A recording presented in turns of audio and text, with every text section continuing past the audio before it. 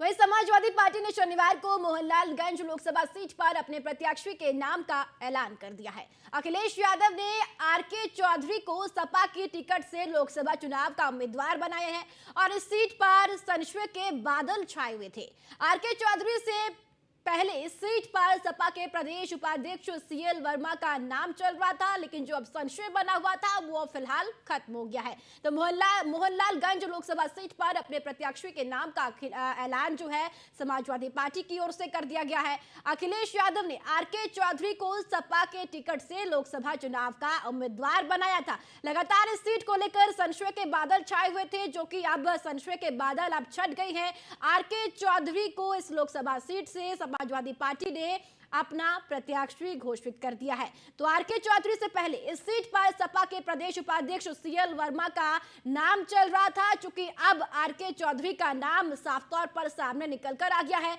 Samajwadi party ने Mohanlalganj Lok Sabha seat पर अपने प्रत्याशी के नाम का अब ऐलान कर दिया है।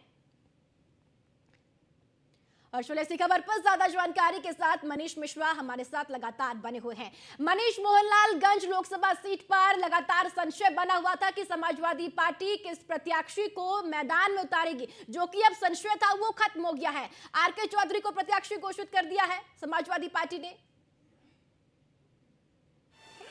जी देखिए, निश्चित रूप से पूर्व मंत्री रहे हैं आरके चौधरी और एक उनका अपना जो वोट बैंक है वो ज़्यादा माना जाता है। मोहनलालगंज का जो अगर आप बात करेंगे, मोहनलालगंज की बात करेंगे तो वहाँ पे कहीं ना कहीं उनका प्रभाव जरूर रहता है। इसके पहले हालांकि सीएल वर्मा के नाम पे चर्चा थी, जो कि प्रदेश उपाध्यक्ष है समाजवादी पार्टी के, पर उन्होंने पारिवारिक चलते कुछ असफलता जताई थी। उन्होंने कहा था कि वो चुनाव नहीं लड़ पाएंगे इस बार। तो उसके बाद अखिलेश यादव की राष्ट्रीय अध्यक्ष हैं समाजवादी पार्टी के, उन्होंने आरके चौधरी को अपना प्रत्याशी बनाया। आपको बता दूं कि 17 प्रत्याशी हैं, 16 प्रत्याशी पहले उतार चुकी थी समाजवादी पार्टी, और अब सपा सुप्रीमो अखिलेश यादव ने अपना 17वें रूप में आरके चौधरी को उतारा है। माना जा रहा है कि आरके चौधरी अब भारतीय जनता पार्टी के अभी तक के जो सांसद है वहाँ पे कौशल किशोर, उनकी बेल्ट मानी जाती है, उनका गढ़ बनाता है, उसमें कहीं ना कहीं से आरके चौधरी वहाँ से ताल ठोकते हुए नजर आएंगे। अब देखना होगा कि भारतीय जनता पार्टी का एक बार फिर से कौशल किशोर पे दांव लगाती है या फिर वहाँ से चेंज करती है। पर अगर आप देखेंगे तो आरके चौधरी का भी एक जो वोट बैंक है वहाँ पे ज्यादा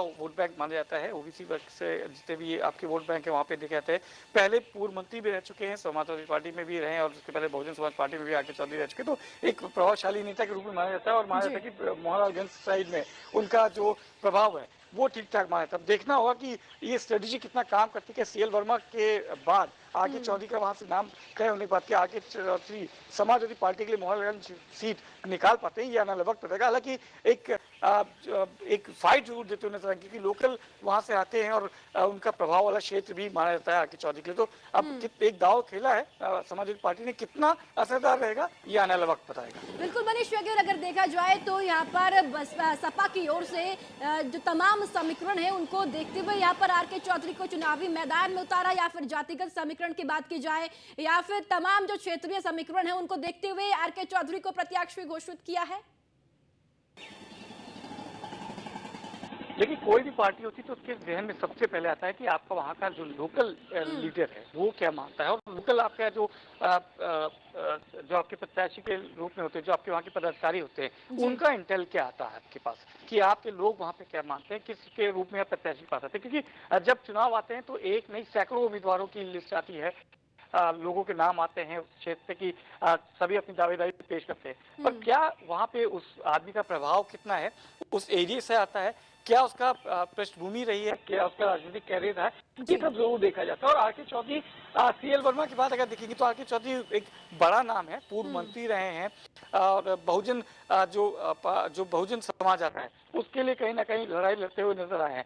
समाजवादी पार्टी ने इन सारे फैक्टर्स को देखा होगा, क्षेत्रीय समीकरण को भी देखा होगा क्योंकि इसी क्षेत्र से आते हैं, और उनका जो जाति समीकरण है वो जरूर वहाँ पे आपको देखते हुए नजर आएगा कि बहुल क्षेत्र है, बहुजन समाज के जो लोग आते हैं, जो जाति लोग आते हैं उनका जरूर देखते हैं। ओबीसी वोट बैंक वहाँ पे ज्यादा है, तो निश्चित तौर से आरके चौधरी वहाँ पे अगर देखेंगे तो सीट जरूर बैठते हैं। पर क्या भारतीय जनता पार्टी का कौन उम्मीदवार उठाता है ये भी देखना होगा। क्या एक बार फिर से कौशल किशोर पे दांव लगाती है, और क्या बहुजन समाज पार्टी अपना मोहनलालगंज से प्रत्याशी उतारती है, ये देखने वाला होगा। अगर उतारती है तो निश्चित तौर से त्रिकोणीय समीकरण हो सकता है, पर क्या उसका फायदा बीजेपी उठा पाएगी क्या जी। फायदा समाजवादी पार्टी एक बार आके चौधरी, क्योंकि वहाँ के क्षेत्र के आते हैं और उस बिल्कुल।